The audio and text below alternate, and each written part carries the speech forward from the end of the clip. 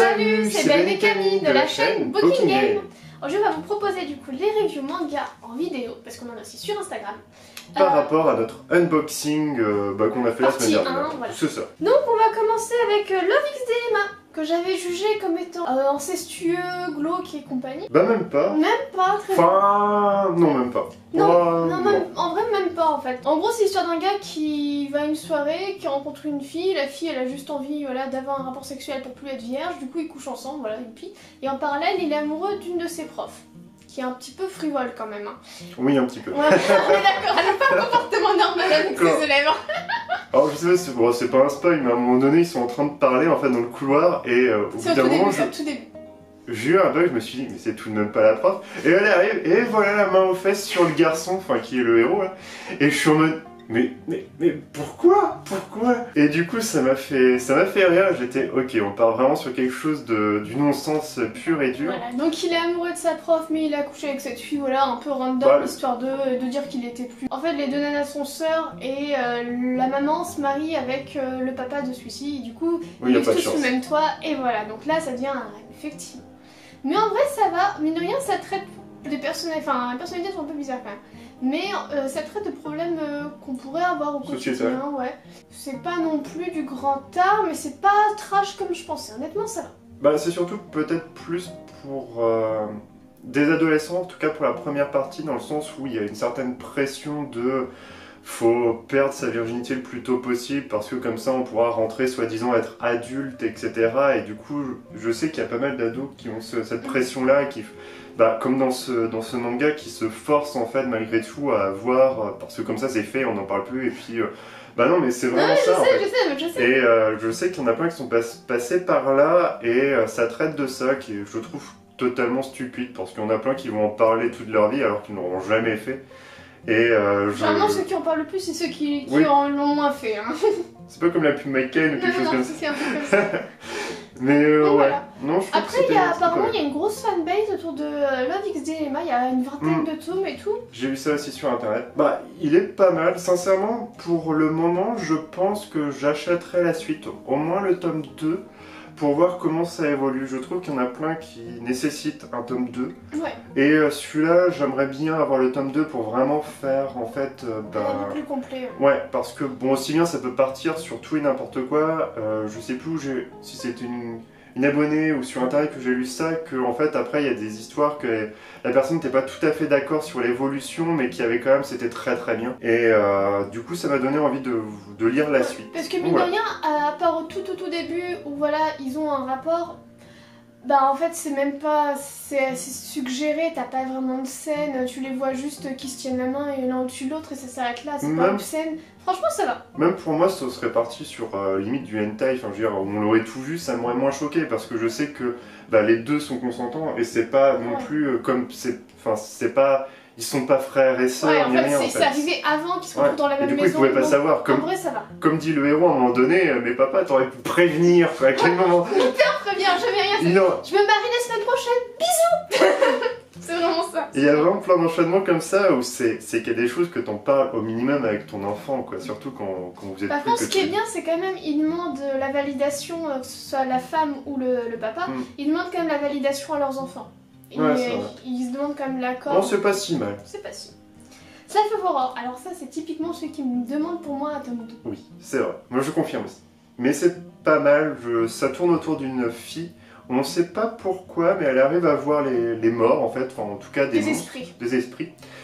Et elle fait tout pour essayer que ça se remarque pas, en fait, que les monstres, enfin les esprits, ne remarquent pas qu'elle puisse les voir, et du coup, elle se concentre sur certains trucs, etc. Sur le papier, ça fait un peu limite. Ce que j'ai pas trop aimé, et je crois que Camille a dit pareil, c'est que c'est vrai, ça ressemble plus à la construction des Garfield et des Gaston, dans le sens où on a l'impression que c'est juste épisodique, en fait. Chaque chapitre peut quasiment être lu indépendamment. Il y a un fil conducteur parce qu'il y a sa meilleure copine qui est avec elle, qui traîne avec elle, mais sincèrement, il n'y aurait pas le coup de la copine, tu pourrais les lire dans le désordre, ça changerait pas l'histoire. On sent, alors je sais pas si c'est le cas, mais que le manga en fait a été peut-être publié chapitre par chapitre sur internet ou dans un magazine japonais que je ne saurais pas le nom, mais ça, on dirait vraiment ce principe-là, et que en fait ça a été regroupé le tout en fait Tu peux lire le 3 sans avoir lu le ouais. reste, en fait, c'est pas perturbant.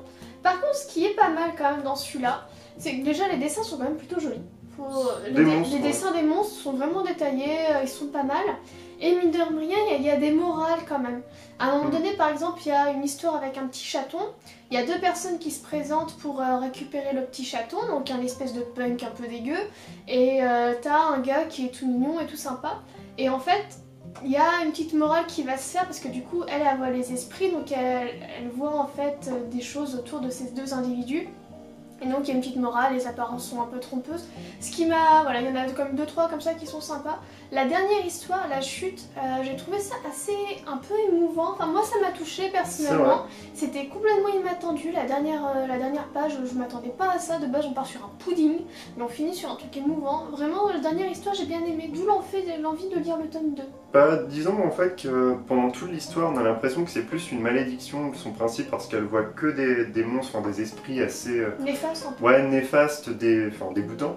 Et en fait il y a des petits détails qui montrent que en fait, c'est plus un don dans le sens où elle peut voir vraiment même des esprits, des gentils en fait. Et du coup on imagine que dans le cheminement de l'histoire elle pourra différencier en fait des êtres et des esprits gentils malgré leur apparence, et ça tourne autour de ça, et c'est pas uniquement oh là là je vois des monstres autour de ma copine ou de mon prof ou de l'infirmière je crois, et c'est vraiment, ça m'a donné envie aussi de voir de lire le tome 2, donc on peut vous le conseiller, il est intéressant, intriguant devrait être. Il utilise ça pour faire passer des petits messages un peu subtils, c'est sympathique. Ouais, il est intriguant. Alors, là c'est notre coup de cœur commun, Ananis et l'accessible. De tout le monde, parce que pour ce que j'en ai vu sur internet, j'ai même pas lu de critiques. Franchement, en règle générale, les gens ont apprécié.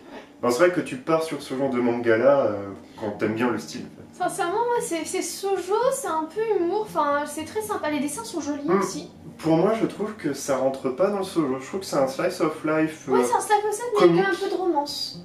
Ouais, là, t'as de la romance aussi dans My Hero Academia, je veux dire. Dans ces cas-là, c'est pas... non. Mais je trouve que ça s'y prête pour tout le monde, tu vois. Ouais, mais derrière, c'est plus ou moins crédible. C'est pas forcément réaliste, mais c'est crédible. Alors, j'ai envie de dire que le shoujo, pour moi, c'est... En France, en tout cas, c'est...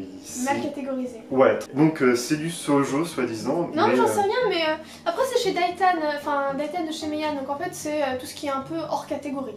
Ils me mettent là-dedans. Et du coup, parce qu'on n'a toujours pas présenté la chose, c'est que cette femme-là, en fait, elle est dans la grande entreprise des sucreries et elle gère en fait tout ce qui est manière de vendre. Donc son boulot, c'est d'inventer des nouveaux goûts, de nouvelles saveurs, de nouvelles sucreries et de proposer ça en fait à leur clientèle pour développer son marché, etc. C'est du truc de luxe. Donc elle est ultra forte en fait dans son métier, elle est hyper douée et elle est très carrée, elle est très stricte. Très carrée par contre en termes d'amour, de relations humaines. Émotionnellement, c'est une petite fille. Ouais, ils le disent à chaque fois, c'est vraiment c'est chaotique en fait là-dessus. Et par contre, son collègue qui est, on va dire, le vendeur de base est jeune. Lui aussi, c'est vraiment... Lui, rien ne va en fait. Il est nul dans son travail. Vraiment, les propositions, c'est limite... tiens... Parfum crotte... Ouais, même... je sais quoi, slip. Il va proposer un slip bonbon. C'est vraiment n'importe quoi. Et il est aussi nul qu'elle, en fait, en amour. Et bien sûr, pour faire fonctionner le manga, forcément, qui va tomber amoureux de qui? Tous les deux, quoi. Les deux nuls vont tomber amoureux de chacun l'un de l'autre. Donc du coup, ça a tourné autour de ce chaos. Avec deux autres personnages aussi, il y a quand même le tombeur qui s'amuse en fait un peu à se moquer de celui qui est complètement nul, mais que finalement il va se faire avoir son propre jeu. Et l'espèce de petite pin-up toute jeunette qui a tout le monde à ses pieds, qui va se rendre compte qu'en fait tout le monde, qu'elle n'a pas toujours tout le monde à ses pieds, et qui va se retrouver elle aussi mine de rien prise dans un cercle un peu vicieux. Ouais. Mine de rien c'est sympa. Vraiment c'est, comme je vous l'ai dit, c'est pas réaliste mais c'est crédible et les personnages sont super attachants. Oh, je pense que ça doit être réaliste, vraiment t'as plein de... c'est... Un tel condensé exagéré, de petits chez les garçons. Quoi t'es pas loin de ça derrière, tu me dis. Mais en tout cas moi je vous le conseille chaudement, celui-là vraiment top. Après il vient tout juste de sortir, donc il me semble que peut-être on aura bientôt un tome 2, mais on peut pas, vous pourrez pas acheter tous les tomes d'un seul coup à la suite, ça ne sera pas possible. On va peut-être pas tout acheter aussi. Non mais je parle pas pour nous, mais on est en conseil de lecture, en mode conseil de lecture. Danmachi. Alors moi je ne le conseille pas Danmachi. Après c'est dur parce qu'en fait de base... C'est un spin-off, on s'est planté, on savait pas. Oui, laisse-moi... Non, en fait, de base, je pensais que c'était en fait, le manga de base, enfin, voilà. Et en fait, il y a un abonné, enfin en tout cas, quelqu'un en commentaire qui m'a dit que bah non, en fait, ça c'est un spin-off, c'est un focus sur cette héroïne-là. Et j'étais, ah bon? Et j'ai regardé sur internet, je suis là, oh mais en fait, il y a l'anime et enfin, c'est vraiment un salade tomate oignon, quoi. On te propose tout, tu veux l'anime, t'as l'anime, je suis sûr que tu veux la figurine, t'as le manga, le focus, t'as tout en fait, c'est le gros package. Donc on peut pas vous parler de l'univers parce qu'on n'a pas vu l'animé, on n'a pas vu l'œuvre originale. Il y a même un roman, alors ça je sais... Mais là c'est un roman je crois d'ailleurs. D'accord, alors je sais qu'on peut acheter un roman, je ne sais pas à quoi ça ressemble, si c'est un vrai roman comme on peut acheter dans le monde littéraire. En tout cas celui-ci, c'est pas le meilleur de sa catégorie. Je l'ai trouvé drôle certains moments parce que ça faisait référence aux jeux vidéo. Enfin, je sais qu'à un moment donné, ils se font une battle de nourriture, enfin de cuisine, et chacun va de sa plus belle prestation, et à chaque fois, t'as niveau 1 culinaire, etc. J'ai trouvé ça drôle parce que quand tu joues aux jeux vidéo, que ce soit aux jeux de rôle, que ce soit papier, etc. Je sais que quand j'étais ado, on faisait des battles comme ça, en lançant des dés pour voir celui qui allait réaliser la meilleure bouffe, donc ça m'a fait référence là-dessus que je trouvais bien. Sinon, je trouve aussi intéressant l'évolution d'aller attaquer, d'aller en plus au profond en fait dans le labyrinthe, parce que ça me faisait référence au jeu Labyrinth of Refrain dans le principe. Après, c'est vrai qu'en ayant par la suite parlé avec Camille, c'est pas du grand art. Enfin, vraiment pour un isekai, je préfère So Empire So What, que je préfère vous conseiller ça. Après, comme je vous l'ai dit, peut-être si je tombe sur l'œuvre originale pour pouvoir comparer, pour voir en fait l'intégralité, mais je trouve que ça n'a pas grand intérêt. Si vous aimez les isekai, je pense que si vous avez 7 € à dépenser, partez sur un autre genre, soit Empire So What ou tout un autre truc, parce que celui-là, bon, c'est vraiment de mettre de côté. À part si vous avez un budget illimité. Sincèrement, les personnages sont pas particulièrement attachants. Le chara design, je suis pas fan. Les monstres, ils ont tous la même tête.